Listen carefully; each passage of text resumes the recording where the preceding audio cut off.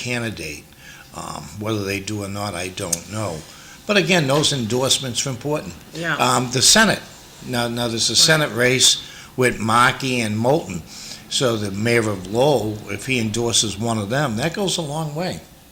So. Yeah, that'll be an interesting race. And then obviously to fill Moulton's seat will be. Yeah. I mean, do you know, I can't think off the top of my head of a party that abandoned their incumbent gubernatorial candidate or Let him get pulled over for drunk driving and see how quick that happens. I've never really seen, Charlie Baker. Oh, that's true. Charlie Baker was the most popular governor in the country. I thought he was doing fine, and the right wing of the Republican Party didn't like him, so he didn't run again. Well, he didn't run again, but it's not like they abandoned him when he wanted to run again. But I think, he saw the writing on the wall, maybe. Yeah, going through, when that happens, it's not the general election, it's the primaries and it's the convention. But it didn't work out for the Republicans when they abandoned him. No, it didn't. He probably was. It didn't. I had occasion to work with him way back when he was A&F secretary, his first go-round through state government, and then, I thought he did a great job with Harvard Pilgrim in writing that ship. It's too bad. It's too bad to see where we've kind of gone. Massachusetts is funny. They always seem to like a Republican governor. And until we picked the most extreme Democratic governor we've had in a long time. Oh, she's awful. I when she ran for Attorney General, I coordinated her campaign up here. And I know Maura, and I haven't talked to her in a while. About 2 years ago or so she called. But I like her personally, but I think with the Democrats, as you're seeing with the Republicans, if you want the nominations, you got to go with the extreme. And she's gone extreme left with the progressives. Yeah. And you're seeing that nationwide with a lot of Republicans. And one of my predictions on Teddywood, you're going to start seeing the Republicans break this year from Trump.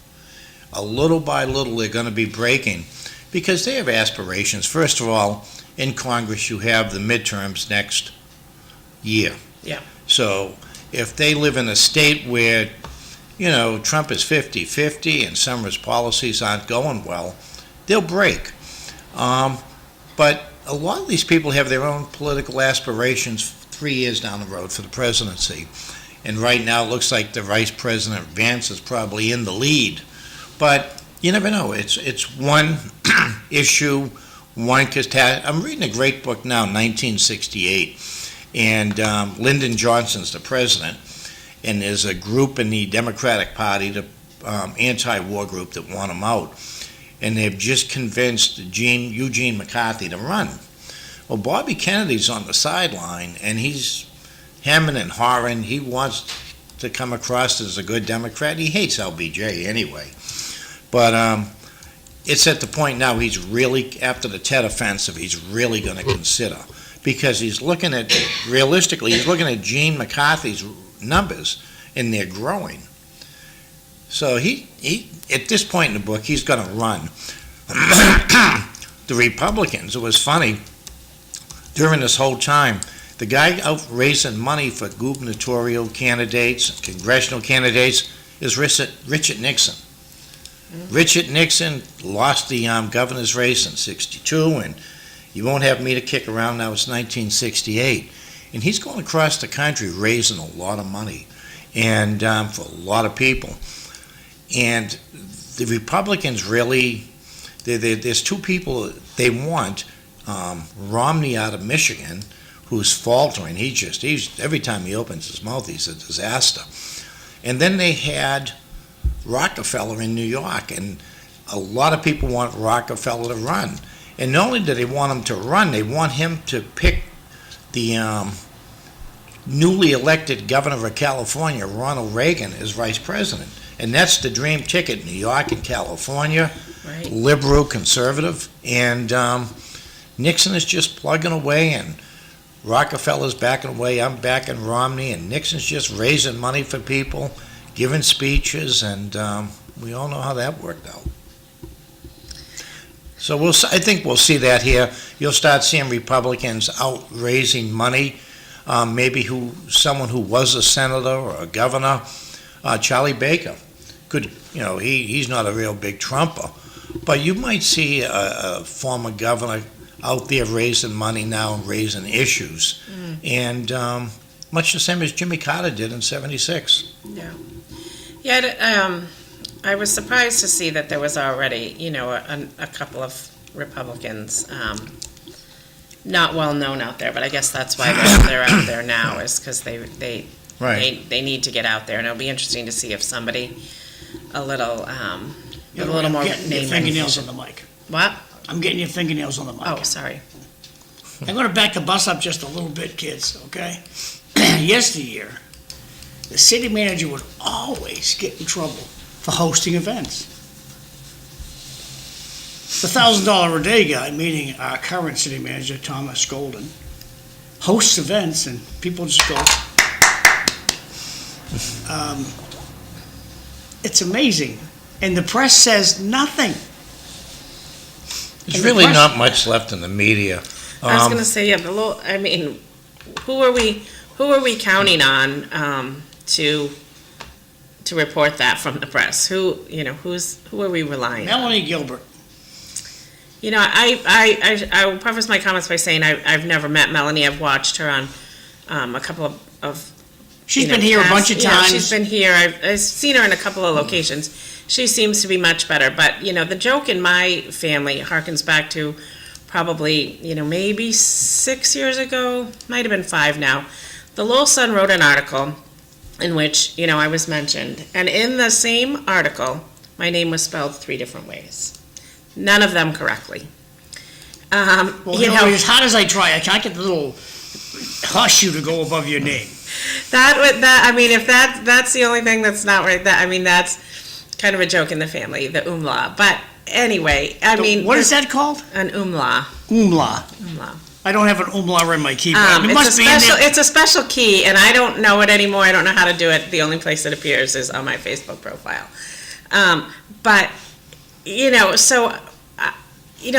I just say I harken back to the one article, like probably 4 paragraphs. The name spelled 3 different ways. There's no level of fact checking. No. There's no level of proofreading. Also in television media. Oh yeah, you read the headlines sometimes or what they put across Worcester. The stream. Meanwhile, out in Worcester today. Yeah. There's no sense of that. The Lowell Sun used to be good about that, but now there's very few employees. And they're not local. There's nobody really connected to the local. Well, this past Sunday. And Gilbert's a good reporter, Melanie, but she wasn't here over the years when she saw these fights between the mayors and the city managers. But she did have to deal with the mess up that Chris Scott left. I said to one city manager one time, I was at an event, and he had a shovel. And I said, "What are you doing?" He said, "Well, we have a groundbreaking." I said, "If Tassi Poulias was mayor, he'd crack you over the head with that shovel and step right over you and get in the picture." At one time, that was all mayors, and the ceremonial stuff was for mayors. And the mayor represents the council, and if councilors showed up, fine.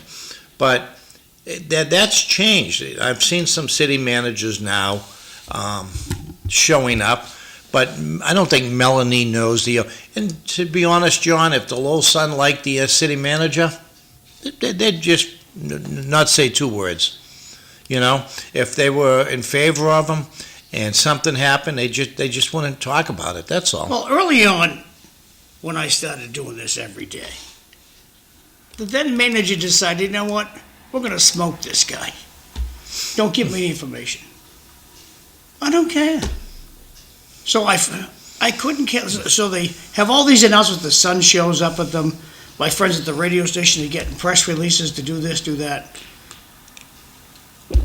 I'm never getting any notice for anything. So I call down, hey, who's in charge of the press? You're on the list. We don't know why you're not getting it.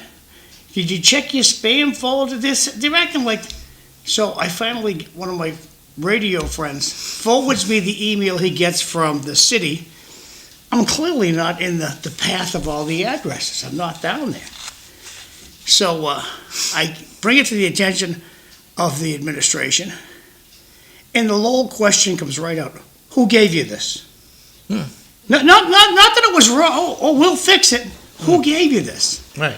So the first thing I got a invitation to was the groundbreaking of the courthouse, the new courthouse. And Stevie Panergy sent me that. It's just so the Lowell Sun's probably afraid if we tick off the administration, they won't tell us when we get a new fire truck. That's just my takeaway.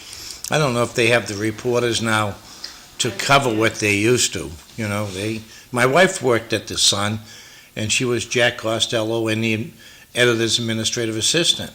So she was right there, and they had a lot of reporters, a lot of photographers. They probably had 4 photographers at the time, and plus reporters. Now it's Melanie, and I see a couple of other names. The sports section, there's a few local.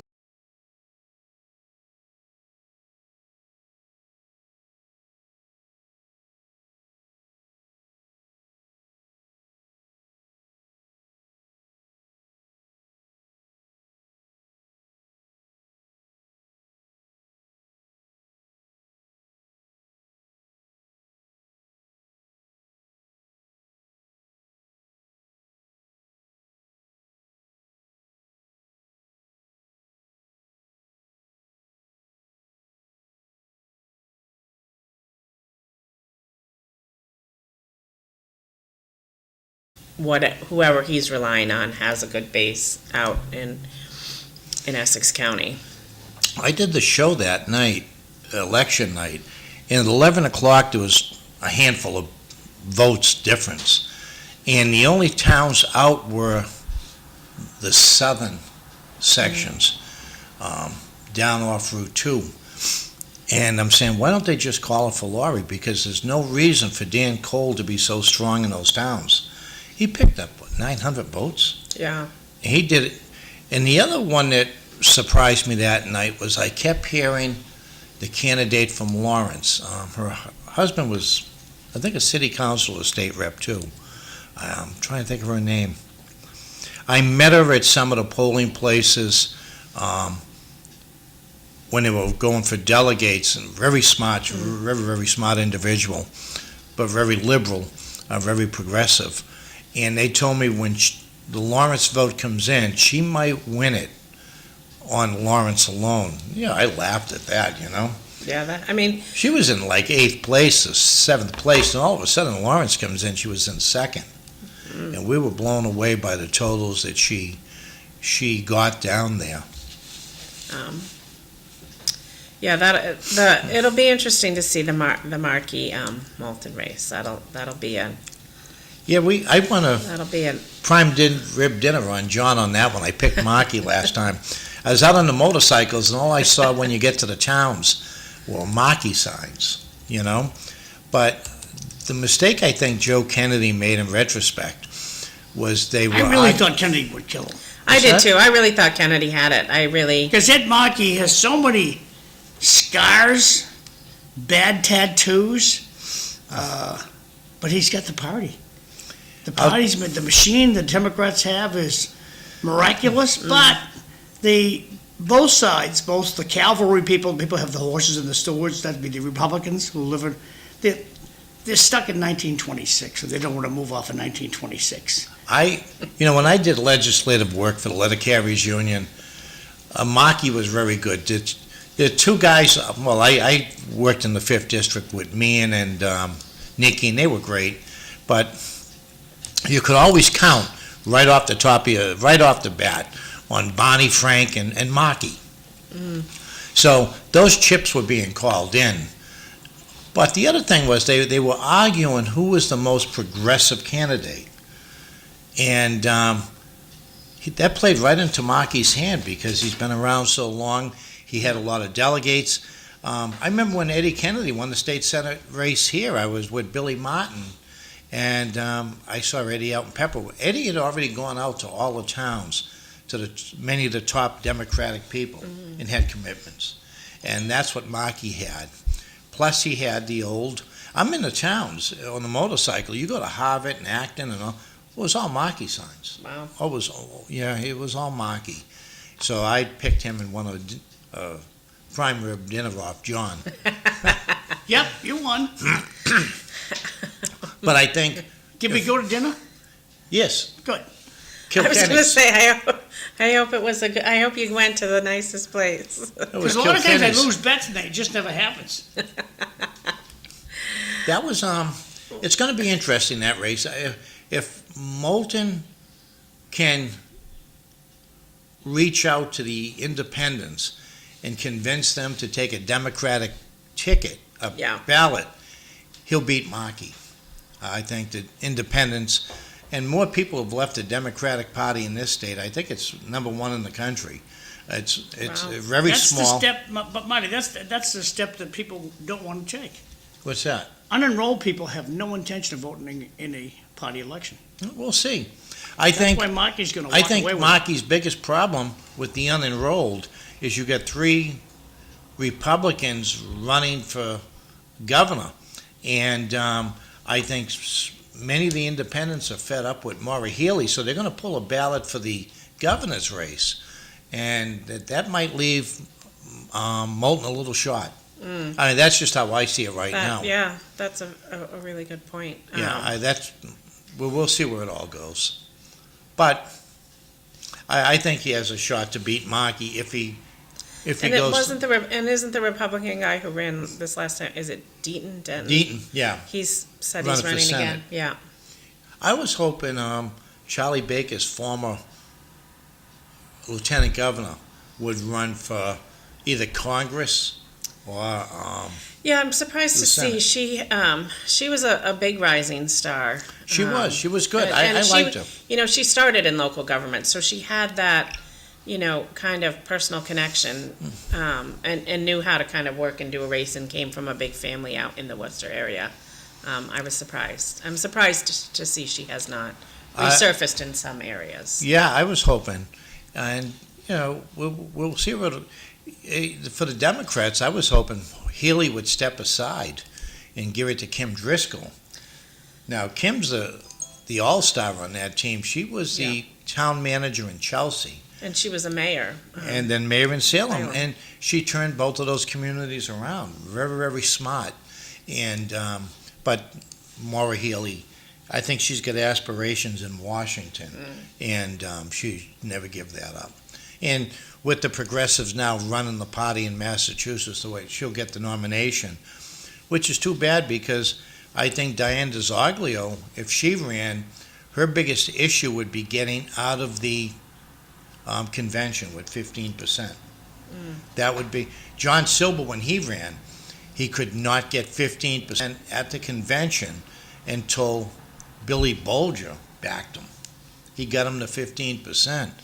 And at that point, he lost. I was going to say, Silver was always his own worst enemy, right? He- I remember that the interview he did with Natalie Jacobson, and just went off the rails and cost him the election pretty much. That killed him. That killed him. That And, I was in Boston one time and one of the elevators got stuck and I was doing something else. I was working. And they said, "Oh, John Silver's in the elevator." It was like, who cares, And I don't know. But I thought he was a great candidate and he got the 15% only because of Bolger. And then he won the nomination. And then Natalie Jacobson, that interview killed him. Yeah, that was. What happened in the interview?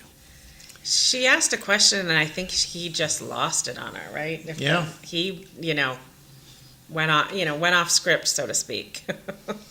And a lot of times, even now, it's very much, everything's very scripted and staying on message. It's not, you don't go into an interview very often where you don't know every single question. Well, back in my sunsetting days on stick the to that. radio, we did have politicians want scripted questions.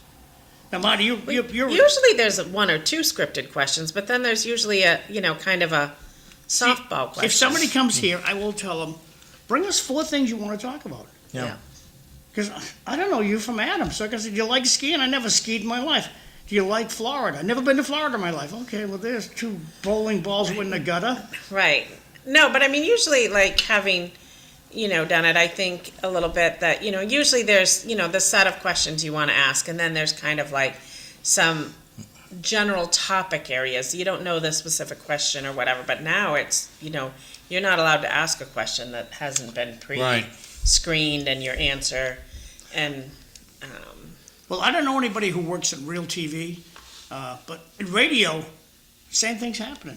People won't come. You're going to ask me, you're going to make me look bad. I ain't coming. right. And so they won't come. So comments from the audience. The unenrolled will come out in the general election. I agree. Yeah. But Moulton won't be on the ballot. He will Yes. lose the preliminary election. Watch that. So he won't be a choice. Voters are sick of the gridlock. Watch that in the primaries. I think they will Yeah. come out. And the other way is if Diane DeSargo gets that 15% and she gets on the ballot, I think she'll take a big chunk of the independent voters. What do you think she's running for? Governor. Do you know Diane? She's great. Absolutely She's great. Wonderful. Absolutely She great. knows Mark Kratman well, so I go to a lot of Tewksbury parties. Yeah. So I sat with her one, and she's wonderful. Just a regular nice woman. I've had her on Nice the person, radio. I should say. And I went to her first fundraiser after she won down in Methuen. But she's a firecracker and she's fun, and I think she'd do a great job. And she's tough. They can't shake her at all. And but we'll see where it all goes. Yes, we will. I just don't see her getting 15% because they're going to be doing the delegates if they haven't already started. And I can guarantee you, Maura Healey's people are at those delegations in the different cities and towns trying to get their people the votes to become delegates, to shut them out. Well, it'll be interesting to see if they can make all this good stuff happen. Yeah. I mean, yeah, primaries are tough. I think there's been a few where people were surprised. The candidate they really wanted didn't emerge Yeah. from the primary, and Well, how do you get your Every message vote- out there today? every We vote get people. counts. My kids don't get cable TV. If they want to watch the show, they watch it on YouTube, which I'm sure they never do. The people, and I was talking to Marty on the way in, the snowbirds who go to Florida for the winter, they watch us on YouTube. So those who love Lowell politics will continue to watch the show on YouTube. Yeah. But how do you get your message out there?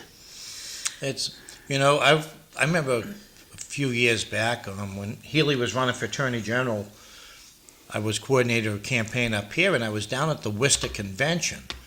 And I was also trying to help Barry Feingold a little bit on the state treasurer's race. And they did everything they could to shut him out, and they did. They shut him out at the convention. He didn't get the number of delegates he needed. And I thought he was a great candidate. Trying to think who got it. It was the woman. Maybe she's still treasurer. Deb Goldberg. Deb Goldberg, yeah. Who's a good candidate. Yes, Nothing met her a against few Deb. Doesn't her family own Stop and Shop? I don't know. I I think don't know they about do. that. I've met her think a they few do. times through groups that I worked with, and I always have liked Deb Goldberg. I thought she was. Yeah. I thought she had higher aspirations in staying where she has been at. I did, but I thought she was a great candidate, but Barry Feingold was local Yeah. from Andover. He had been a state rep, a state senator, and he is now again. But I was gonna say he was good. he got beat or took some time off or something. Yeah, after the Right. convention, I think he just took some time off. He has a law practice. And matter of fact, I did a closing when I bought a house, and he was the bank's attorney. He was on Essex Street in Andover. And just a nice guy. Yeah. I'd met him through Freddie Simon. And my wife's Orthodox, we belong to St. George's. That's it's Antioch, and it's the old Syrian Lebanese church. And Barry came to all the events because of Freddie Simon. Well, hopefully, how do you get your message out? You asked. I think it's become, you've got to be you've got to be everywhere, and you've got to use every platform. It's no longer, Buy a radio ad, you know, the old adage, signs don't vote, but you need signs out there because that gets your names. People see that driving by, you can't help it. But you got to do a mailer even though you don't want to, and that costs money. But then you've got to be everywhere else too. You got to be on every social platform. You got to be wherever they'll, at least flash your name or say your name, because it's a lot. When Nixon, again, going back to this book, and I was a history major, so I look at history as replaying itself. He would go before Rotary clubs. He would go before different organizations to speak. He was raising money for candidates nationwide. But if you had a Rotary club or you had some type of organization and you invited him to be a speaker, he showed up. Yeah. And very grassroots, got his message out. The newspapers weren't paying attention to him after what happened. But then he started traveling, he started looking, and that's where it is now in the book. But I think, to the point you guys are making, it's something that's really happened. People don't read the paper anymore. They watch shows like this. Even the radio, they don't really listen to radio. They like podcast. And, it's just getting your message out. Going around making speeches. I think that's what the Republican candidates are trying to do now, is trying to get into the different cities and towns. And it's hard to get your message out. And to do a mailer, you have to really be a candidate to raise money. Yeah. Those are expensive. Yeah. So. Yes, and I remember, the Senate race that Ed Kennedy won, his... Not only was he out there everywhere, he had a lot of people out there. I remember I was on the Board of Selectmen, and during that period of time, his wife came to every selectmen's meeting just to find out some of the issues and make sure they stayed abreast of things. And, not that it was necessarily his wife per se, but, he had people there. So he had people going and getting connected to the issues that mattered to where he was. And certainly... nothing but nice things to say about him and the work he did for the schools during COVID. Hillary, these are a little long. Can you read them? Clinton flew on Epstein's plane 27 times. Epstein visited the White House 17 times. Clinton visited Epstein Island many times. Clinton received massive donations from Epstein and his friends. But who do they try to connect to Epstein? The guy who threw Jeff's free Epstein out of Mar-a-Lago and barred him. Never flew on the plane with him, never visited the island, and certainly never received a dive or donations from Jeffrey Epstein. I think they meant dime. That president it's Donald J. Trump. Now, Trump is certainly no angel when it comes to women, but he's certainly not a pedophile. There is a lot of muck in D.C. That's the first one. The second one, you are correct, Mr. McDonough. Goldberg's family immigrated to Massachusetts and opened a grocery store in Boston's North End in 1892. The family opened additional stores, and their business grew into what eventually became Stop and Shop, the largest supermarket chain in New England. Oh, wow.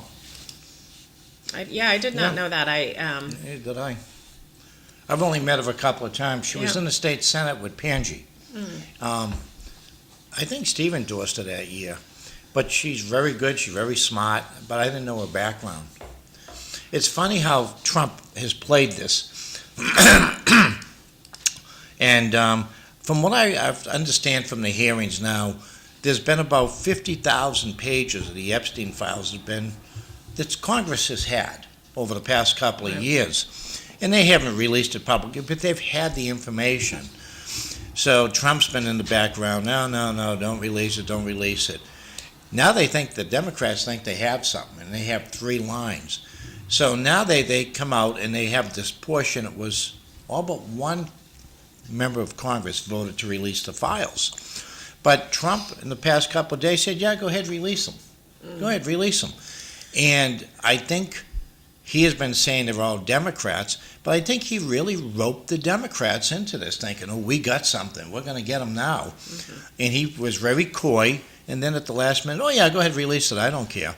And I think to that texter's point, a lot of it's going to come out on Clinton, businessmen, women, and a lot of Dems. Yeah, and I thought, in the beginning, some of it might, not just be well-known people here, but, obviously Prince Andrew very tied Right, to it, and right. you've seen them, the royal family, basically excommunicate. And with the Queen dying, I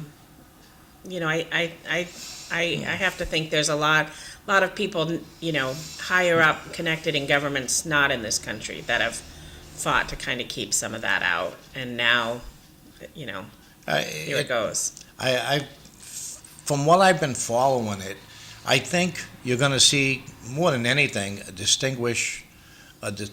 in classes in this country. Mm-hmm. There's a class that feels that it's entitled, and it always has. And people always laugh when I'm on the radio here and I talk about the Bindenbergs and the Trilateral Commission, these people who run business, who run government. Not only in the United States, they love tariffs. They don't like tariffs. They're open markets. That's what I think you're going to see. And I think there's always has been an entitled class in this country. And Well, O.J. proved that. How hard did O.J. have to work to actually go to jail? yeah, it could be athletes. We put people on pedestals, but I still think there's beyond that. There's people who come from private schools, good colleges, private colleges. You look at some of the Kennedys, they've been in, people have pointed the finger at the Kennedys for years as being an entitled family. They were. I was going to say, how are we feeling about Yeah. the grandson coming out? JFK Jr.'s grandson is running for a prominent spot in New York. Yeah. Schlossenberg. Is that how you Yeah, say it? yes. He's running for Does for something. Does in the New York. Democrats, New York Democrats, embrace him? If they don't embrace him, he's done. New York has a hell of a machine. They say he's the next, he's the rising star that his uncle, who prematurely died, didn't really? get Yeah. to fill. And he, he's got the, Kennedy good looks, I think. His grandfather's side of the Kennedy family good looks. You'd have I to don't know ask- that anybody thought Teddy had the family good looks, but.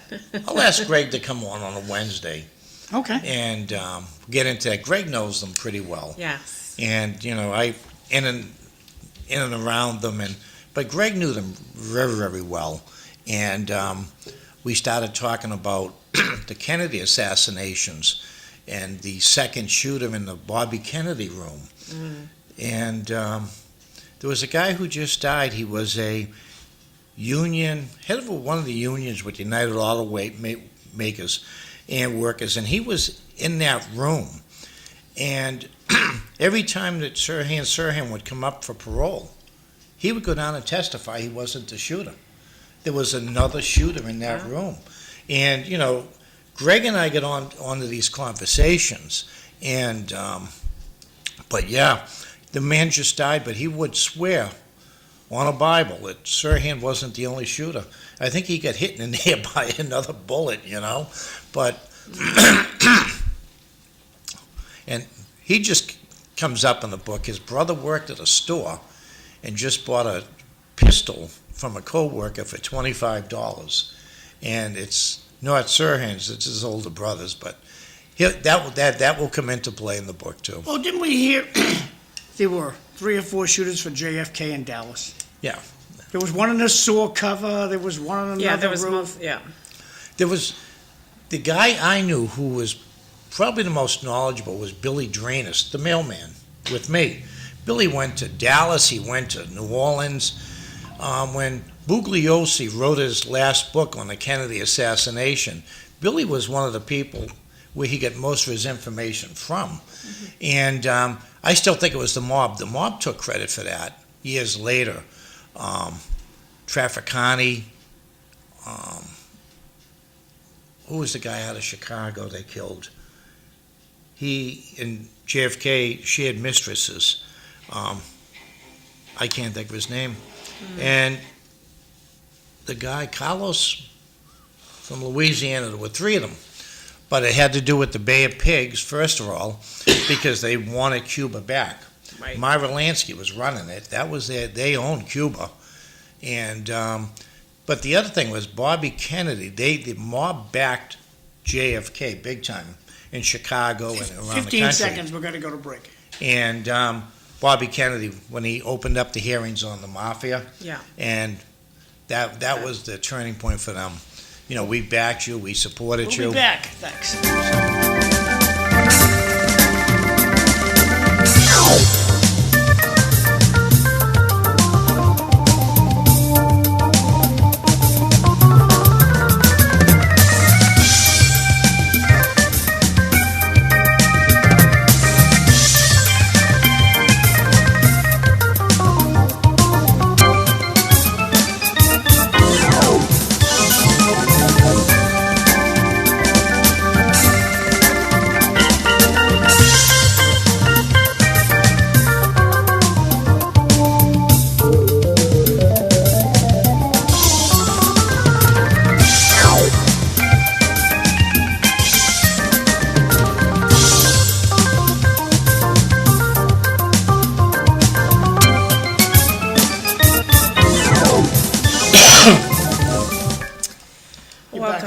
Welcome to those just joining us, and welcome back to those who have been with us since the 6 o'clock hour. My name is Hillari Wennerstrom. I am hosting today for my friend Linda, who's just taking a nice little day off.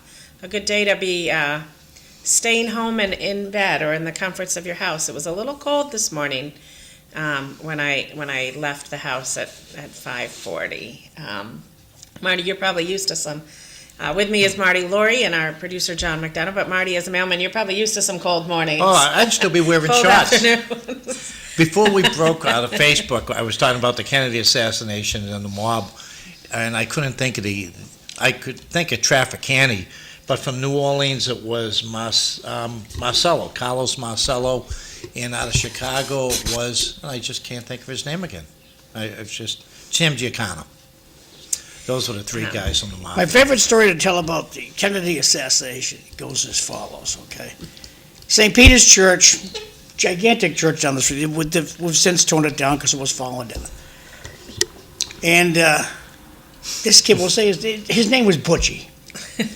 And I'm sitting there with my class, and Butchie's in confession, and this priest, his name was Father Graney, chases Butchie out of the church. So the whole school was in the bottom part of the church. They're looking at what's going on with this. So next day I see Butchie in school. I say, hey, Butchie, what did you say to anger the priest that bad that he chased you out of the church?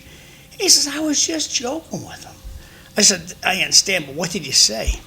He says, I confessed to I held the window open for Lee Harvey Oswald. Oh, boy. And he chased me out of the church. Yeah. You'd be on the national news for that today. Well, I'll tell you, it was a real tender spot back then in the 60s. I'm sure. I am sure. We'll get into that. I'll have Greg in on a Wednesday, and Okay. we'll get into the Bobby assassination, Bobby Kennedy, JFK, and maybe Chappaquiddick, a little bit of that, too. I was going to say, yeah. There's a lot of people that know a lot of things that. Yeah. Whether those secrets die, I often heard people say, if you have a secret, with 2 people, one of them better be dead. Right. But that's been probably one of the closest one of the closest held kept secrets of, who exactly was involved and what the issue was. And Billy Drainus, who, as I was saying, is probably the most knowledgeable person I know, and he was a mailman, and the last book that I remember having read, he was the main source, and the guy who wrote the book was the guy who prosecuted Manson. I mean, he wasn't just but over the years after reading, I love reading the stuff about the mafia and organized crime. These people are unbelievable. But to me, it was a lot had to do with Cuba, the Bay of Pigs, and that was Marcello and Trafficani down there. Giancana had the same mistress as Kennedy for many years, but the mob had backed JFK in the election against Nixon. And then when they got in, Bobby Kennedy opened up the hearings on the Teamsters and organized crime. And I guess from what I had read, they had chipped the old man off to tell the kids to shut up. He had a stroke, he was sick, and they don't care. Yeah. Well, it'll be interesting to see if the next, generation of Kennedys can emerge. Yeah. Certainly I thought some of them here in Massachusetts would be a little bit of a bigger star than they ended up being, but as we said, Carolyn Kennedy Schlossberg's son is running for something in New York, so we'll see. And I was born in upstate New York, and when I say upstate, truly upstate, not not what people say upstate is, but the Lake Plattsburgh, Lake Placid area, truly upstate is where my family is from. It's just a different world over there, and it's a different. They're different. Who would have thought they could have elected that new mayor of New York City, and talk about just oddities of what's coming out of New York City these days. The gun bill that they passed in New York and went to the Supreme Court, the Bruin case, I think that came out of that area of New York, because a lot of that's hunting, shooting. That's a huge business up there, and the New York gun laws were really restrictive, and it was really bad. And they're the ones that got that suit to the Supreme Court. And it was funny, I was following the case, and the case coming up behind it from New York was even probably a stronger case. It was the minorities in New York City who couldn't get a gun permit. And they're saying, and it showed, these places where you have target practice and stuff, but many of the minorities were being shot down for a license to carry. And when it got to the Supreme Court, one of the justices asked the state of New York, I guess he said, if I'm Spanish, I got to go to work at 2 in the morning, I got to take the subway, can I get a gun permit? And he said, no. Well, that was the end of it, Yeah. And but that case, the Bruin case, came out of upstate New York, if I remember right. And it is big up there, hunting, fishing, boating, all recreational. Nice up there. Now, do you still have your house in New Hampshire? I sold it. My wife has Parkinson's and she couldn't do the ride. Yeah. But I'm kicking myself because I really liked it up there. It was quiet. It was a long ride, 2 hours. But, the closest market was Hannaford was like 15 miles away. There was nothing there in Freedom. An ice cream stand, a marina. But other than Hopefully that, a good ice cream stand. it was very good. But it's just a different way of life Yeah. up there. And it's just very quiet, no traffic. It was good. It's good to get away. It's good to go to a restaurant where nobody knows you. You just sit there with Yes. your party and just talk about whatever you want to talk about. Nobody's barging in. Got two comments from I just discovered on YouTube. Extreme left safety nets for poor people. That's for the extreme. I guess we must have made a comment about the extreme left. Safety nets for poor people. And then this guy continues, most people on SNAP have jobs. And I bring up the fact quite often that why are benefits perpetual? I apply for Mass Health, and I never have to apply again. I apply for SNAP benefits. I never have to apply again. Why don't we have to apply once a year for benefits? Like I have to file my taxes every year. Why can't you reapply for these? Oh, we don't want to burden these people. They're already sick. A lot of them are ripping us off. There was a case in the paper this week. a Boston firefighter was arrested. And I hope they got his salary wrong. It was $260,000 a year. I'm saying, how does a fireman in Boston make $260,000? A lot of overtime, I guess. I was going to say, there was always, when I was in town government, always, the publishing of public officials' salary, and certainly I don't disagree that it should be public, but, there was never a disclaimer on, certain categories of individuals who worked a lot of overtime, and Right. so did make a lot of that, and so people would look at that and say, they made X number, and, they made higher than the police chief or the fire chief, but that, didn't account for the amount of overtime hours that people made, and that was always a I bone think of Boston's contention. down 300 police officers. No one wants to be a cop anymore. And their overtime rate was very high. Lowell's down was, I think, 15 or 16, unless they've hired. It's just hard to recruit. People don't want to be cops anymore. And but the firefighters in Boston are probably the same. It's probably tough to find people who want to be, I think it's just tough to find people that want to actually work, right. Most people are just very comfortable either, and I don't say that lightly, I have, two, my son's been out in the workforce now for about 4 years, and my daughter is entering the workforce, and, it's a different, they're hard workers, and I think it's because we've instilled in them the value of hard work, but I see, where my daughter's, she'll come home and say, just everybody's all about, from the minute they get there, they're, who's coordinating what break and who's doing this and what's going, she said it's not about working. It's not about getting stuff done. And it's a mentality of don't, I'm of the mindset if it takes, if the job takes an hour and you do it in 15 minutes, good for you, because then you got 45 minutes to do something else potentially. But, the mindset as well, if I don't want to finish this project early because then I'll just get assigned something else. I don't want to do this. If they think it's going to take me 2 hours to do this, I'm going to take all 2 hours to do it. It's just a different mindset. It's funny today, too, a lot of people don't want to work. They want to work from home. And jobs like firefighters, police officers, you get mailmen, you're just not going to be working from home. But that was, from what I was reading, the number one request now for people going for an interview.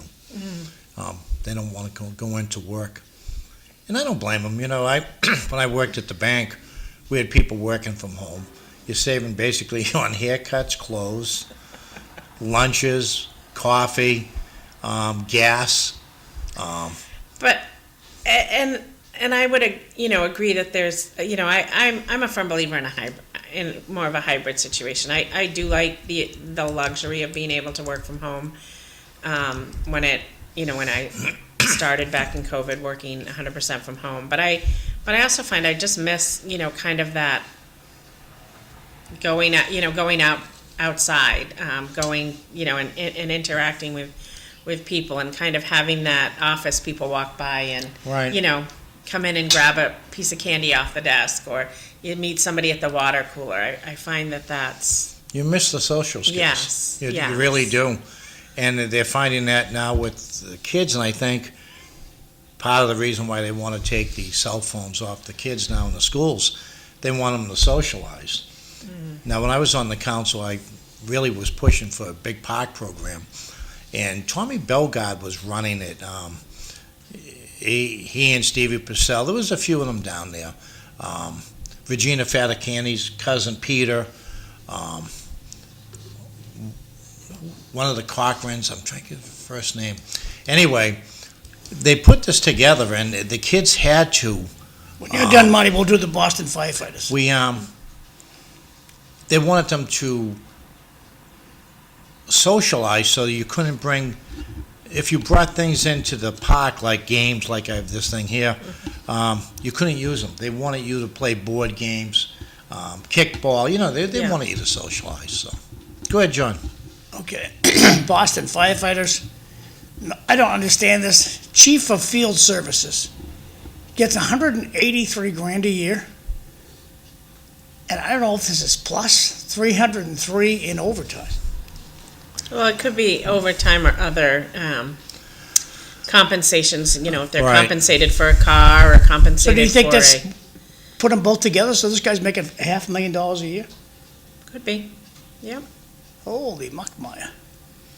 And then you just go right They're to down a ton of employees, John, so, the guy who runs the Boston Police Department, superintendent, Boston Police, he makes 209. He made 32,000 in overtime. Or I other, don't- it could, I don't know necessarily if it's all overtime, it could be other, like they're, people are compensated, for other things now. it's and funny, so- I don't see one figure for overtime on that. Well, it says other. Other. Right, but next to it, look to the right of it.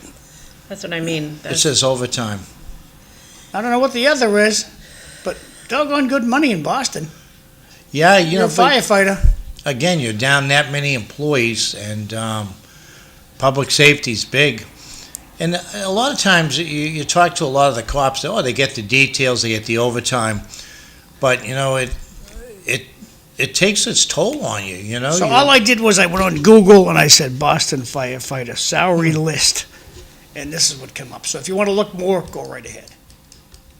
I mean, most cities and towns will publish it somewhere, it used to be, in Tewksbury used to come out in the annual town report, they, Right. cut out, when we wanted to cut out and save pages on printing, it went to, just an online report, so it's out there, and it's just odd that, some people like to just scroll and look through that, and I think, again, not knowing what the other is or what things go into it, you don't really know what somebody's worked. I mean, certainly it's a livable salary, so the people saying it's not a livable salary to do any of those jobs, it's a livable salary, all right, but, they're probably working hard for This it. is what AI says about the Teesboro firefighters, $50,000 a year.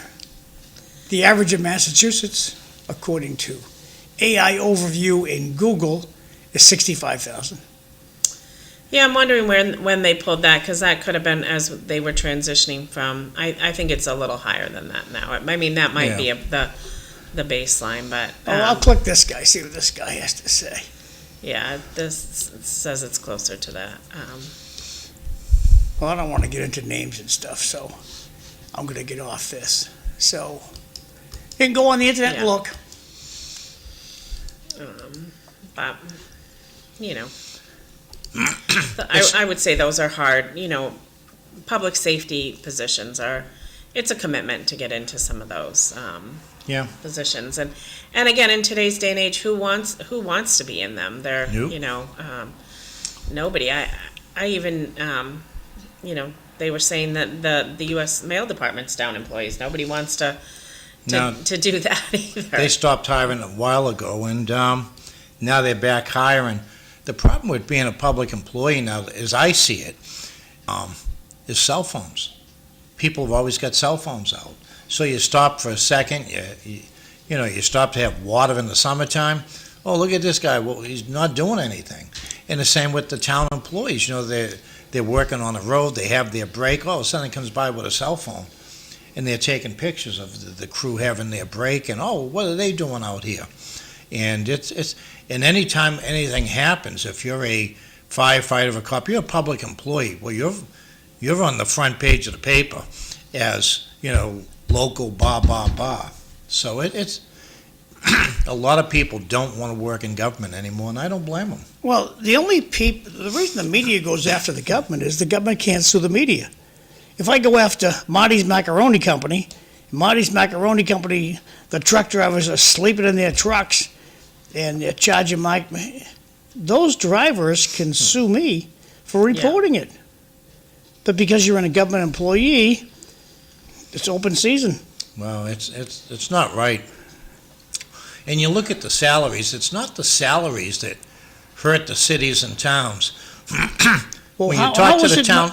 Marty, but how is it that the city manager makes more money than the governor? I have no idea. Because when they get hired, and this is a problem that's happened in the city. Johnny, your city manager right now, making $180,000. No, 300,000. No, just say, for Okay. example, you're getting 180. Okay, so now you put an applicant, we're gonna Half the hire a new goal city is manager, we're gonna go nationwide. Well, you know it's gonna be someone local. So right away, well, we gotta post a salary, Worcester pays so much, Boston. Now they're posting a salary at $225, and they're hiring someone without experience. That's how it goes up. And then they have a contract that gives them so much a year. Yep. But when you look at a city manager, whatever they make going out the door, when they Next person's repost making it, more. yeah, they bring them in making more with no experience. Not right. It happens all the time. Not right. We in our can't ci- get anyone for this price. This- Okay, Sure you can. all right. Put I'm it just out there. Telling See what the councilors say. Put you it know. out there, see what you get. I mean, right, they'll say you might be able to get somebody, but are you getting somebody that's gonna be the best quality candidate? Right. You know, so- And you think I mean, it's a game in the public sector for sure, and it's a way, Right. salaries always go up. I think, my last year working, in local government on a full-time basis, I asked for a modest increase, to stay competitive, and they said no to me, and so, I left. Yeah. And they hired the person behind me for more money than what they were willing, than what I asked for. So even more than what I asked for that they couldn't give me, they hired the next person. And that's just, I saw it then in my, when I went back as an elected official for 15 years. We never hired, somebody lower. No, Never. you won't get them. Um, And, same with the city managers. They actually posted jobs higher than what, and it just shocks me when they do it. Marty, I'll tell you, you just give it a shot. Put it out there. Because I remember one time we were looking for it. I was on a board, and the board was already overpaying their executive director. And the mindset of the board was, well, let's put it out for half. We're paying the guy, see what we get. And we got 25 applicants for the job. And we hired the new woman who complained because it was a sexist thing. She got half the money. But that's what she signed up for. Right. And she got half the money, and she was ticked off, and she wouldn't let that out of her craw. And so in the end, she quit, and they got somebody for, I think, the same money she was working for, but a guy, for half the money. So I think the market's out there. We just got to give it a shot. Yeah, it's unbelievable. And, once you post a job, the candidates coming in aren't going to say, we're going to do it for less. Well, then everybody looks at that, they always say to people, I've come across this recently, even in the private sector, you kind of, they always say post a range, right? So you post a range, and everybody thinks they need to be at the top of the range. Right. And certainly I would say I'm always one to believe in, the top of the range is people that are, not in the beginnings of their career, or the middle of their career. They're people at the, the tail end of their career, hit the top of the range. And so now I found a company I was with, always paid, so they had this range. Nobody ever could reach the top of the range, and their excuse was, well, if you reach the top of the range, then you're going to get a smaller increase because you got to stay within your range. But they were always at 80% of the median of the range, and I always thought, 80% of the median of your range, like that, you're never going to achieve that. So it doesn't matter that if you got to the top of the range, you're not going to get a salary increase. You're never getting above the 80% of the median of your Right. range. So, I mean, there's just all these, when you look at salary compensations and compensation reports, people that, generate them for a living, like, there's always some mathematical equation in there that, quite honestly, doesn't make sense to the average person. They, It's like, how they figure local aid.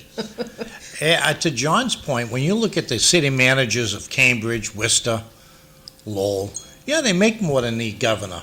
But you know what? You become governor of Massachusetts. You got a staff. And you Does a have a lot. whole staff. You have all these people, head of transportation, head of this, head of that. City managers and town managers have to take the brunt of everyday responsibility and own up to every problem. The governors don't. How many people have already left Maura Healey's cabinet? They're, I don't know how many at this point. She just had a staff member arrested out in, what was it, Springfield, for drugs and a gun, okay? Yeah. Nothing. And, but the town manager, the city manager, you have a rate increase of 2% for your taxes. Everyone's going through the roof. They want his head. Same with the towns. Yeah. Trash, I own a condo in Drake. I was over there to pay my trash bill yesterday. You know, we're getting that now. People don't want that. And so the closer you are to the citizens, the more you're going to make, because you take the heat. And the city managers in Lowell have appointments. You want to be on the board? Well, okay, so the city manager appoints so-and-so to a board. Well, there were probably 4 applicants, so now 3 are mad. Now you hired someone on the fire department, the police, or DPW. Well, there were 4 people put in for the job. You can only hire 1. So you're taking the heat on that too, you know? Kevin Murphy said it best. The night you become city manager, go out and celebrate, because it's downhill from there. And that's the truth. I've been watching the city managers for years, and I think Kevin's put it best. So, I mean, it certainly is no easy job in some of these cities. And even, you know, I think it's gotten harder with a lot of, again, mandates that come down and things that have to be done. There's, you know, it's not to say that there's not quality people out there that they can surround themselves with. But I agree, the governor has, you know, a lot bigger resources and can get a lot more resources than, say, a city manager or town manager. If the governor's out giving a speech and someone comes close enough to the stage and yells and screams, they're carried away. And cities and towns, if you're the town manager, you're walking through the town hall or the parking lot, and you got an irate taxpayer, as long as they're not threatening you, Yeah. you got to put up with it. Okay, I gotta do a bunch of announcements here. Sure. So coming up, first of all, this guy's new on the scene. He's running for governor. And He was one of the first candidates to come Yeah. out. Ken Healy headquarters, grand opening, November 22nd. It's down in Waltham. Nice. Looks like it's on the 2nd floor. Bring what you can, including non-perishable. I hope they have food there. They're gonna have. Stay for some morning snacks and coffee. Come and hear about the vision. Retake the governor's office. Restore common sense on Beacon Hill. Mike, Ken Healy. Keneally. Keneally, okay. I think he just got endorsed by Senator DeVant. He's been on my show a few times from Worcester, Yeah. Republican. Yeah. I think that's who he endorsed. Okay. Well, hey, He good was luck to him. he was one of the first guys in the race, I He think. worked for Charlie Baker, right? Yes. Yeah. But I will agree with you with Maura Healy. One of the nicest gals I ever met. Really nice, smart. She's sugar and spice all wrapped up. I don't care for her politics, but personally, Yeah. very nice woman. She was running for Attorney General, and it was Labor Day weekend. And I said, you got to come up to Lowell. We got to go to Holy Ghost Park. And her staff, we're so busy. Marty, I'll be there. She showed up. She got on stage. She had just come back from a cruise in the Azores, so they loved her. And she's speaking Portuguese. And but Maura's very smart. And the other thing was, they said she was too busy. And I said, they're having a big at the Skybox in Tewksbury for the Patriots. They're giving out tickets. Probably 400 people in there. She says, I'll be there. And she showed up. I go in with Maura, with my wife Lila, Maura. We're going through. And she's an everyday person. She's sitting there. I've got pictures. She's there having a beer I at the believe you. table. Nicest. I got to scroll through these. Nice person. These announcements, Marty. So St. Ferdinand's out in Charming. Chelmsford's having a food festival. Saturday, November 22nd, 11 to 6 p.m. Definitely a tasty stop. So consider this. It's got delicious dinners, shish chicken. I can't read all this good stuff. So tasty pastries. So they have more information at saintsvartneds.com. Their website's down the bottom here. But that's coming up on the 22nd. So look forward to seeing you out there. City of Lights Parade is coming up. This is don't park here, don't park there. They will ticket and tow you. The city, it will gladly ticket and tow you. That's what they like to do. They don't like to admit it, but the city's very greedy when it comes to parking. And free parking will be available in city garages. But if you park on these streets, ticket and tow.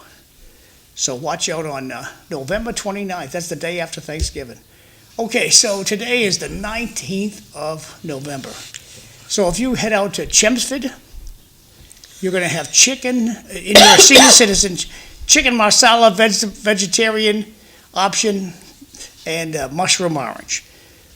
That's Chelmsford. Now, out in Dracut and Tewksbury, we're going to have Swedish meatballs with rice, green bean salad, oat bread, and pineapple. Interesting. The same, that's Tewksbury. Lovely Lowell. Lowell's proud to have lunch and breakfast 7 days a week. So today being the 19th, they have stuffed cabbage. Ooh, that sounds delicious. I love stuffed cabbage. And if you have a flag you want to retire, tattered, take it off the pole, bring it down to City Hall. And just outside the city clerk's office, you'll see this metal stand here. Just slide your flag in the top there, and they'll take care of it. And holiday fair at St. Michael's Church. Let me shrink this up just a little bit. Okay, the holiday fair at St. Michael's Church, Saturday, December 6th, 11 to 3 p.m., free admission, and they'll have a ton of stuff there. And St. Michael's, great parish, a little down their luck financially, so please consider getting over there and dropping them a few bucks. And if you have a few bucks, mail them a check. That's St. Michael's Church over in Centerville. I'm going to shrink this down a little bit. This is out in Chelmsford. The annual holiday prelude, December 7th. The tree lighting will happen in Town Center. Starts at 4 o'clock, 6 p.m. The tree lighting's at 5. So be there or be square in Chelmsford Town Square. And that's on December 7th. Rodney Elliott's having a party. Shrink it down. Oh, man. Maybe a little bit bigger than that.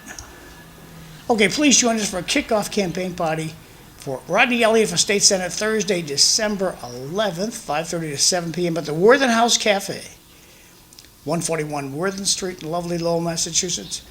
All donations are greatly appreciated. Hope to see you down there. And that is my last announcement. Back over to you. Back over to you, kids. Thank you for your patience.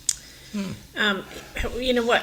Since we just saw, Rodney's party, I'm really curious how the turnout's going to be for that election. And we talk about, the close, 10 votes they say right now between a city council race. Right. That'll be a race that every vote is going to count because it's going to, it's February, so. It's only a party race. I didn't even look to see if, it's a, I'm assuming it's not a school vacation week, but, I just don't see, people go away a lot in February. People, go south for the winter. Like, I don't see that as a turnout race. I don't know if there's mail-in voting for this. There might be early voting, or maybe there's no early voting, there's mail-in voting. But, we were talking about it on the radio and on Teddy's podcast. I worked for the Clinton campaign in 2008 up in New Hampshire, and that's January. And, of course, up in New Hampshire, that's their big thing, their first in the nation. What happens if you get a snowstorm that day? Yeah. Oh, I'll tell you, the turnout could be miserable. And it's going to be cold, it's dark. I was working up in New Hampshire, and 4 o'clock, it's dark at night, and you really can't do too much. The debates were big, but I don't know. It's going to depend on the weather. The turnout, the weather could kill it. Yeah. I'm going to back the bus up a little bit. Marty, can you read this one? I can. City managers can earn more than the governor of Massachusetts because their salaries are set by market forces and local councils to attract professional, experienced administrators, while the governor's salary is fixed by state law and constitutional provisions. That's why I said, you're making, Johnny McDonough's making 180. Well, you're going to put the job out for bid and you nationwide. Well, what's Worcester paying? What's, Cambridge paying? You might have some towns who have a lot of money paying as much as Lowell, and Yeah. you're competing with that. I don't think so, Marty. Well, I wouldn't be surprised, John. You have some very rich towns in Massachusetts, and I wouldn't be surprised if they pay as much as Lowell, or close to it, comparable. Oh, I definitely see that as well. I agree that. Yeah. Okay, let's go, just going over to good old AI, because it sits on my side of the table. The salary for the city manager varies widely. The national medians, whatever that means, is $115,000 to $206,000, depending on the source. Factors like location, city side, a silly city council, I'm inserting that one, experience significantly impacts the pay. The city of Lowell hired a guy with zippity-doo-dah in experience. And some salaries potentially reaching over $455,000, while others are as low as $62,000. Yeah. So, for example, the city manager in Lowell is contracted for $235,000 a year. I thought he made more than that. It's AI, maybe he knows people at Google. It's funny when you talk to town managers and city managers in the state, what the killer for the budget isn't the salaries, it's the retirements and the benefits. It's all the other benefits. I mean, what do they say? Health insurance right now for employees is very, very high. Yeah. And only going up. It's open season. So, that's an issue. Yeah, I have occasion now to go back and purchase my health insurance through the Health Connector, and I did it a number of years ago. And I would say in the 7 years that I haven't purchased it from the Health Connector and got it through my employer, it's gone up tremendously. Yeah. The same.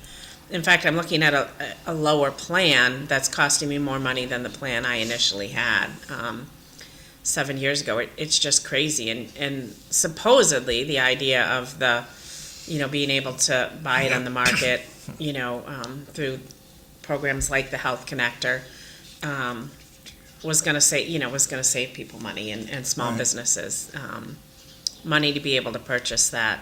I don't see anybody saving any money. I remember years ago, most unions have their own health insurance Yeah. at the federal level. And the letter carriers are no different. And they have their own health insurance. And we have very low rates. I have Blue Cross.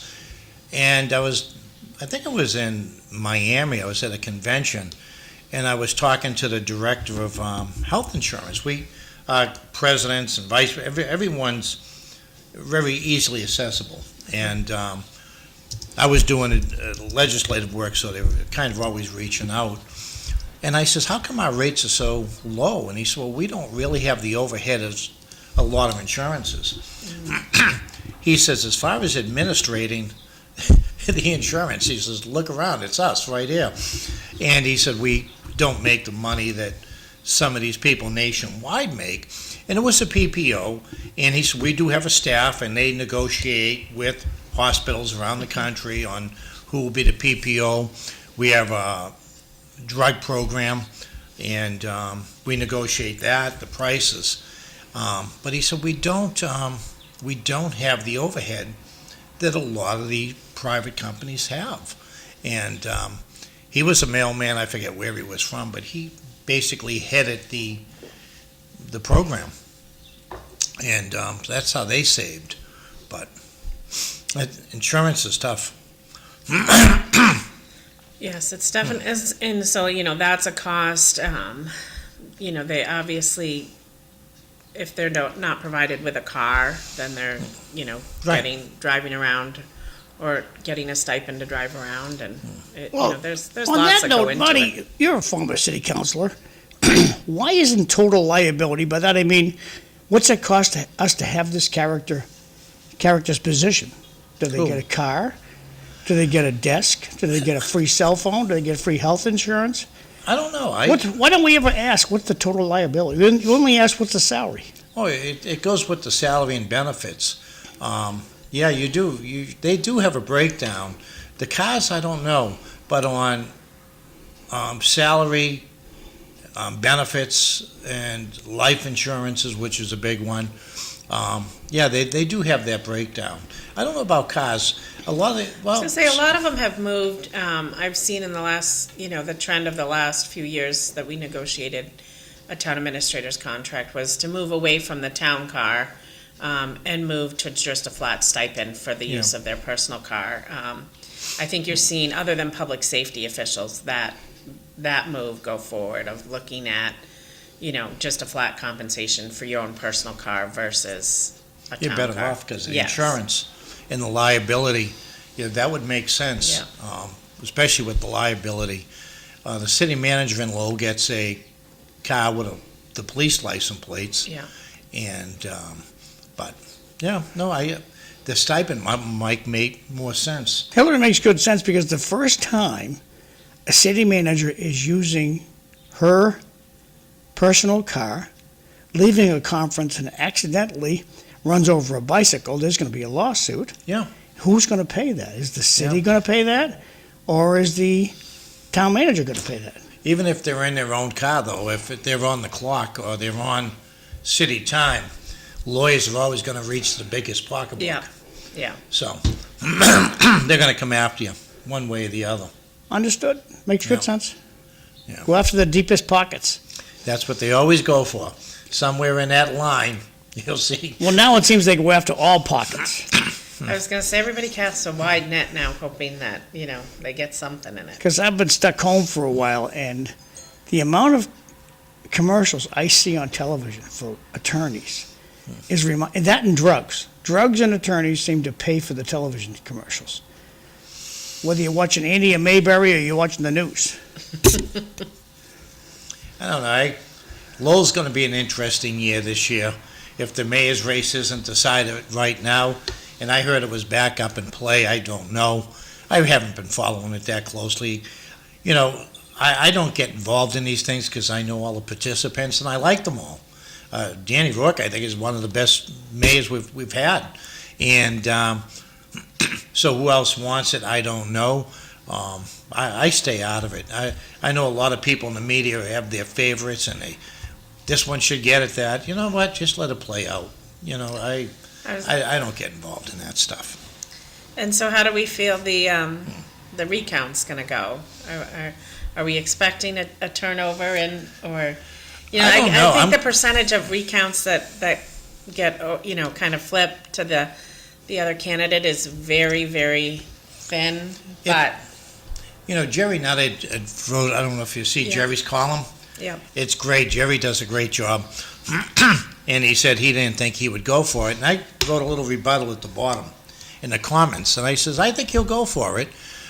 It's not only the candidate, but his supporters. Yeah. All these people who held signs, donated money, was out holding signs at the intersections. They have they're part of this. And how do you say no to them for 4 votes? I'm not going to.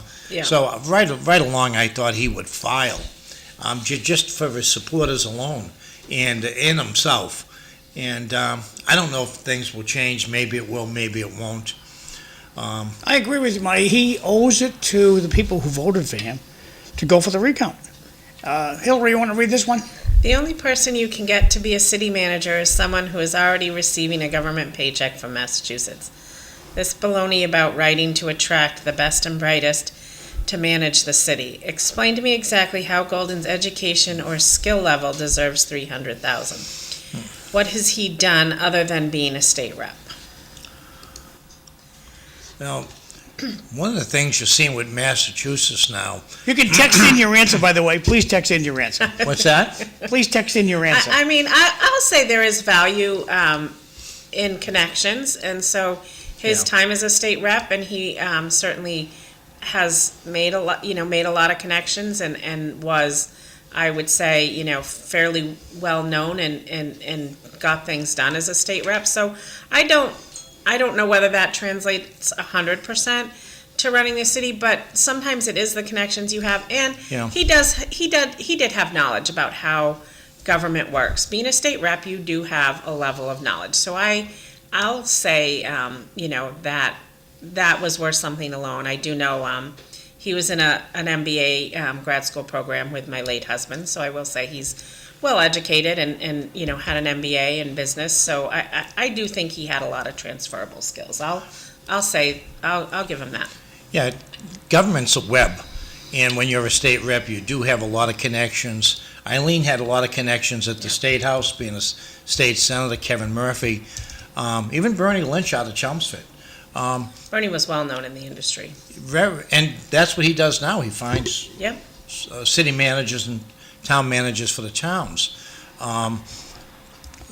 Massachusetts has, what is it, the MIAA or MAA, the Massachusetts? Mass Municipal Association. So whenever a job is posted, it goes widely through the MAA. So if you're looking for a CFO, and I always say Connor Baldwin's the best in the state, by far the best I've ever seen.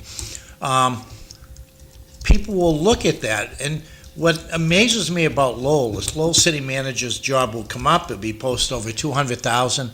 How many people from the MI actually put in? They don't. And that always told me, and I'll be honest, it's a bag job. They have someone in mind. I shouldn't say a bag job, but they have someone in mind, whether it's another town manager, whether it's someone local. I remember when Bernie Lynch got the job, and I wasn't involved in politics. There was a young lady who worked up at UMass Lowell. She was in charge of facilities and all of that, and she was supposed to get it. She had the job. It was in her back pocket, and they went for the interviews, and she didn't do well. Bernie did great, and the council just shifted gears in the interview and hired Bernie. And the other guy who had a great interview was, that's awful, I can't think, Tom Moses.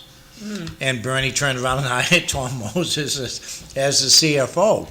But it can happen. You can go to the interview and blow it. Yes. And but you're right, I agree. With experience in local government, thing about Tommy grew up in the city. He knows the people. He knows the neighborhoods. And if you bring someone in from out of town, that just doesn't happen. And you see a lot of city managers, town managers get hired, and they get in trouble because they don't know the inner workings of the city or the towns. Hillary, I got two for you. So the first one says, I feel having a former state representative as a city manager is a smart move. They have the political acumen and understand the political landscape. They know how state agencies and the legislature operate, which can help in securing funding, which will benefit the city. 100% in agreement with that. Yeah. That is, the second one says, Golden can't draw from Boston, doesn't get along with the current delegation. Donahue and Murphy had pleasurable connections in Boston. Golden does not. Eileen, and I don't know about that. Tommy's a pretty likable guy. It's funny when you talk about Boston and getting along. The one guy who never got along with Boston was Marty Meehan.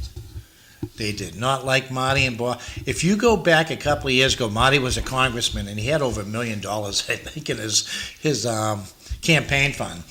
And there was talk Marty was going to run for governor. I believe it was Thanksgiving weekend. They changed the rule down in Boston that you could not transfer a federal fund into a state fund, and it was to keep the money and Marty away from the governor's office. But it never bothered Marty. Yeah. I mean, he didn't get along with Billy Bolger. You couldn't put them in the same building, the same room. Never mind, the same building. And I always give Marty that credit. Everyone would say, oh, people were afraid of Billy Bolger because of his brother Whitey. Marty didn't give a care who his brother was, He didn't get along with Billy Bolger, and whatever he had to say, he said. And that's why I've always liked and respected Marty Meehan. But yeah, he didn't get along. Marty got lucky. Is there going to be a debate between Vanner and Rodney? Do it here. I would hope Marty, so. if you can set up, she doesn't take my calls. The cowardly I lion. would certainly hope so. And somewhere where it can be seen across the towns, because the district stretches out Dunstable and part of Pepperell, I think, or a good part of Pepperell, if not all of Pepperell, and I'm And sure there's a big Inside Lowell will be looking to do it. Westford and stuff. Yeah. It's a pretty sizable district. I would certainly hope so, because I really don't know Van Howard at all. And Very as a nice. constituent of, of that district, I would certainly, So Marty, who do you think, if the race was held today, who would win? Rodney. Looking at those vote totals over in Belvedere, that tells me, This is from Jeannie Balkus. Vote for Jeannie. Everybody everybody loves Jeannie. throw your name in the hat, Jeannie, and let's see how it goes. from the old St. Peter's Parish, that Balkus? I think she's related, yes. Yeah, Throw nice your family. name in the hat. Nice, I was their mailman for years. I would think Inside Lowell's going to reach out. I don't know about the radio station, maybe Jerry on a... Actually, Jerry on a Saturday would be pretty good, because they do a lot of Drake-It, and the towns on Saturday. We're here every day, Marty, so if you can set it up for here, that'd be great. Yeah, I'd be happy to. And I think a multitude of forums, like we said, and platforms, like we said, I don't think you can go one place and have, one debate and it goes well. I think the more they're able to kind of get their message out in their dialogues, have civil dialogue, that I would encourage that. So Jeannie Balkus says she's no relation to those Balkus. Really? Oh, wow. They're a good family, Jeannie. Sorry you missed them. So I would say, to the extent that, get out there in multiple avenues and give people a chance to see and hear you. I would think the Democratic Party in the towns might have a debate. They all have their own party, and they all have their own, and so they could set up the debates between the two candidates, local candidates in Tingsboro, Drake-It, and that's another avenue they could go about. Yeah. It doesn't have to be on the radio and TV. It makes it easier. Like I said, I don't even know that I've ever met Vanna Howard. Oh, she's very nice. So, What politician out there isn't very nice? Set aside Rodney Marty. Well, Set aside Marty. And like anything, you want to know the candidates. You want to know a little bit about them and a little bit about what they would do. It's always hard when you know one candidate and not another, that you just gravitate towards them. But I think we talk about all the time having an educated electorate and electorate. Yeah. That you want people to make informed decisions, and you want people to make things more than just he's a nice guy that I occasionally see in Home Depot, or she's nice, I see her and she's always smiling. If you're going to do it, John, my suggestion would be No, to book if you can line it up, Marty, go right ahead. Well, I can't, We'll make because it I don't belong to the LTC, but book it for a night, like a LTC won't do that. We'll do it here. We did it for the city. We'll do it. See, And, I'm not Democratic. See, the thing is, you could have someone come in from Drake-It. You have Tommy Bowman. You have people from Drake-It. You have people from Tingsboro come in. They could sit on the panel and ask questions. I'd be happy to moderate it, but I'll tell you, if you did it on a 7 o'clock, or on a weekday night, you get the studio, and you get people from Tingsboro in, Drake-It, and Pepperell. We all know people out there. I'll ask Adam, the big Yeah. Macoon down there, because they don't care for me. I'm unenrolled, and I'm not going to join So what? the Democratic But Party. see, unenrolled is where it's at these days. They pick and choose their rules to keep me on the other side of the fence. You have to have, to get elected, you need the unenrolled. You do, especially now. When Greg comes But on the a... unenrolled are not involved in this race, and you have to tell the unenrolled, you got to get involved in this. It's a Democratic race right now. Greg will tell you exactly how many people left the Democratic Party last year. He worked for the state. He worked for the Secretary of State. He's well connected. He'll tell you how many people left the Democratic Party last year and the year before. Oh, Marty, you unenrolled or you a party member? I'm unenrolled. Okay, so what would behoove an unenrolled person to vote in this election, this Democratic election. First of all, if you Because know whoever either wins, one, yeah. because whoever wins the primary is gonna win the election. There's no And I candidate on the see other neither one of side. these candidates pushing for the unenrolled. My friends who are unenrolled, and to my Democratic and unenrolled friends, you need to come out and vote for me. I can only speak for that- Rodney. yeah. Rodney's been spending a ton of time out in Draken. He's out there shaking hands. They just had another event out there. Rodney's at all the events out there. He's at the events in Lowell. He's very, he's been everywhere. Now, I see- Vanna, I understand maybe it, but- she is, but I haven't, I don't Respectfully, know. Marty, I have not heard, I don't hear her say anything. Rodney, when he speaks, he does not include the unenrolled in his speeches. I don't know. I disagree. I think Rodney he's open to everyone. I know he's open to Republicans, everybody, but I'm Democrats. saying he needs to say, I need unenrolled and Democrats to vote for me on this date. Oh, I think you need to include that in your speech. That's Yeah. my own personal opinion. the reason why they don't, I think, is because it's a party election. You're picking a Democrat or Republican, but with the parties losing, and the Republicans are losing a lot of people in the state also. Yeah, you're right. You have to say, please come out and take a Democratic ballot or Republican. As I said, Seth Moulton, I think, will beat Markey if he can get to the general election and talk to the independents. They'll be his road. His biggest problem is 3 Republicans running for governor, so they'll be pulling that, and there's going to be a lot of people voting for Republicans this year for governor. It's a shame they can't get people to run for the other offices. Yeah, I've said to Republicans for years, you're best off to recruit in the school committees.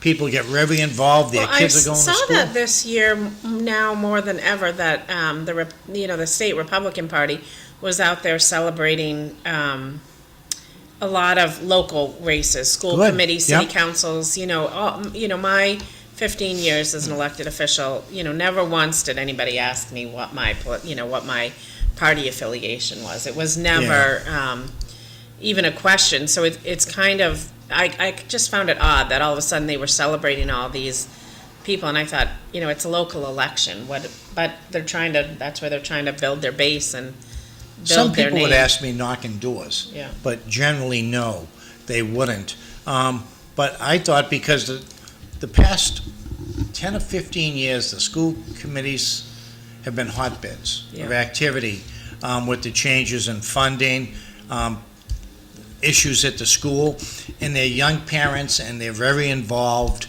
like the PTAs, parents, PTOs, and I always thought that's where they could recruit the best. And maybe they have, maybe, I don't know. I'm not involved with the Republican Party or the Democratic Party. I would say who's ever messaging some of their stuff, it definitely, for this election, is going to come down to who goes and pulls the ballot at the primary, which is February. Yeah, and if it snows, Good luck. yeah, and they're going to set a date now, so it's not like, well, it's going to snow next Tuesday, so we're going to cancel it. Once it's on, so we'll see what happens, Rodney and Randall will be doing ride to the polls if it snows. And that's what I don't like about, and I don't know how it's done in the state, polling places. I grew up in Back Central, John. We could walk up the street and vote at the Portuguese Hall right across from the church. Yep. Down the street, they had the Central Street School, the Portuguese Club, the Reds. They were, you can't do that anymore. Now you got to walk all the way up to the Rogers School. Well, it's not a far walk. Well, it is when it's pitch dark out at 6 o'clock at night. People don't want to walk all the way up to the 6, school it's from dark Back at Central. 4:30. Marty, it's a different world out there. It's dark at 4:30. Yeah. I was struggling to stay awake the other day at 6 o'clock at night. To vote, it's got to be part of your politics. It's got to be part of your politics. And this business of saying that people are not going to vote. Everybody's got a car. There's plenty of parking at the Rogers School. So, it was such a cold, miserable day. I drove over there. Okay, so Hillary, go ahead, kiddo. I am going after unenrolled, I'm not sure who's saying this, I'm going after unenrolled. People are tired of gridlock and are suffering as a result. I am great at conflict resolution, and I will use those skills wisely. I'm not sure who It doesn't sent that say. in, but, and again, all city managers you mentioned are already on the mass pension system. Is anyone from the private sector ever going to be a city manager? It was Golden's job before the interview ever happened. No one else was even considered. And then I think there's something about Lowell, Drake-it, That's Tingsboro. the district that's being run for. Oh, Lowell, Drake-it, Tingsboro, Dunstable, and Pepperell. Chelmsford's not included. Chelmsford is not No. in that one. No, Nope. they got Chelmsford out of there. Tomorrow, City Life, Evelyn Thorne's gonna be here, Bobby Hoey's not gonna be here. Chelmsford Town Manager Paul Cohen's gonna be here at 7, along with Sam Chase. There's a great town manager there, Paul Cohen. He does a great job in Chelmsford. And every once He's in a while... weathered a few political storms. Yeah, I've brought his name up a few times on the radio when we've talked about a new city manager, but Hey, we're only on the internet now, so say goodbye, kids. Thanks for getting up Have extra a great early. day. have a great day, everyone. Thanks for watching.